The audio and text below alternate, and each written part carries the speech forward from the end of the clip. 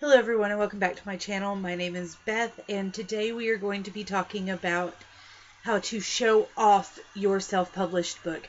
Now we've been talking about creating your own product, but for today and tomorrow, the next couple of videos, I'm just going to go ahead and talk about books specifically.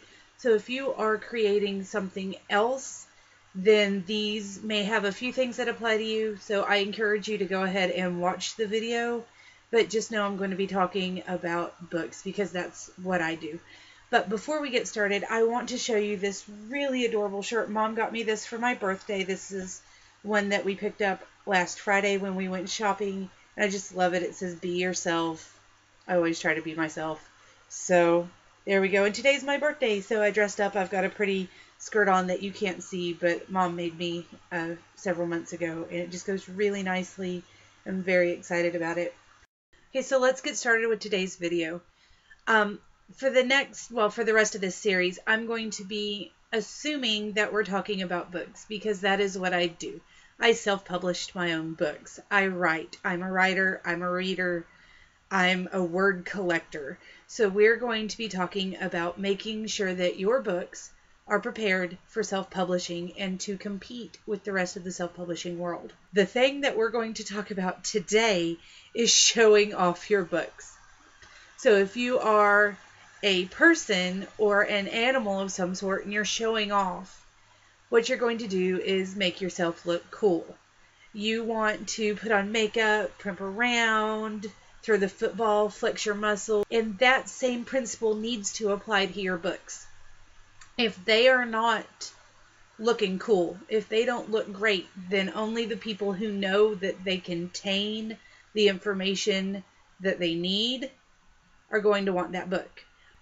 So let's talk about how to make sure we snag readers to begin with. I have a set of books here that I'm going to show you. 3 of them are my Stone Dragon Saga books, and the other 2 are books that have been sent to me for review. And they've all been self-published. So I'm going to show you the different covers. First, I'm going to show you this Disappearing Honeymooner by Pamela Troutman. And she has a photograph on the front. And the photograph doesn't really, to me, look like it should go with a book that's named Disappearing Honeymooner. Just opening it up and looking at it, that cover didn't really make sense with the blurb on the back and with the title. However, it's a very crisp picture, and that is something that's very important. You need to make sure that your picture is viewable and bright and doesn't make people's eyes hurt when they look at it. Okay, the next one is Cameron Glenn's Sweetly Cursed, and this is a romantic mystery, I think.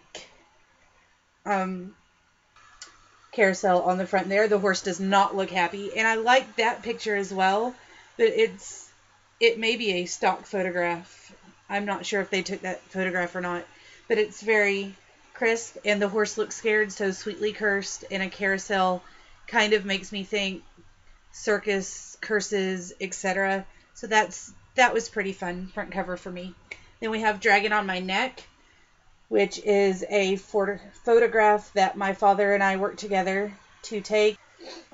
And it's got a dragon and a fairy, and that's what the story's about. So then the second cover, Dragon in My Yard, my mother, who is my illustrator for my children's books, this is the first dragon she ever drew. So that's the hand-drawn illustration. And then this is the stock picture that we have for Dragon on the Green. That's book number 3. Now, book number 4, Dragons in the Deep, does not have a cover yet because we are doing a complete cover redesign to make the books look like they go together because they are a series. So right now they don't seem to go together quite as well. So those are the different types of front covers you can do with CreateSpace mainly. You can have photographs, you can have hand-drawn that you scan in or take a picture of and put on there. You can have stock photos. So you choose your color scheme, you choose what kind of cover you want. If you didn't notice, we've got some that are incredibly different.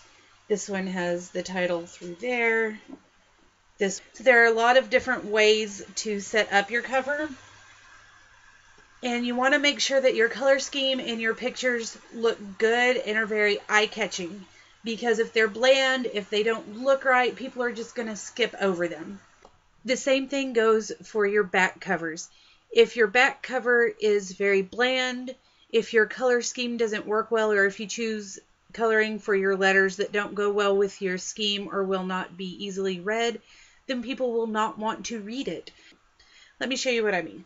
Sweetly Cursed had a good front picture, basically. It's kind of a all one color, but pretty good. The back, you can barely tell there's letters on it.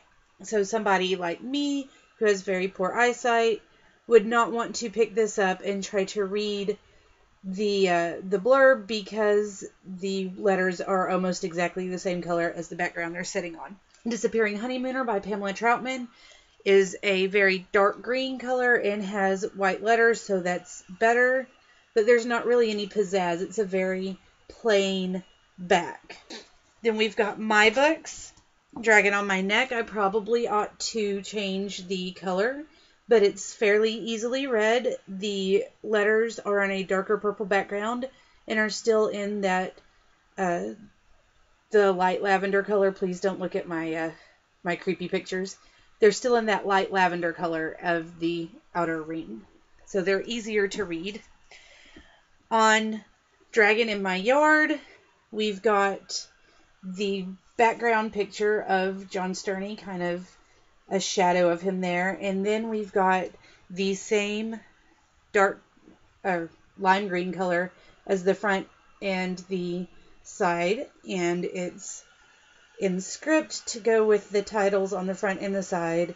And a little easier to read, I think. I really like this maroon and green color scheme. And then Dragon on the Green, the back also has another creepy picture of me, but it's orange and black, which is always fairly easy to read and just kind of very crisp and clean, but has a little bit of pizzazz to it. Those are just a few examples of back covers. I will link all of the books down below for you. If you like this video, give me a big thumbs up, leave me a comment down below. In the next video, I'm going to be talking about making sure that your blurb and the interior of your product are ready to go so that you have your book the best it can be before you start sending it out into the world. So I hope to see you back, and until then, have a wonderful day. Bye. The third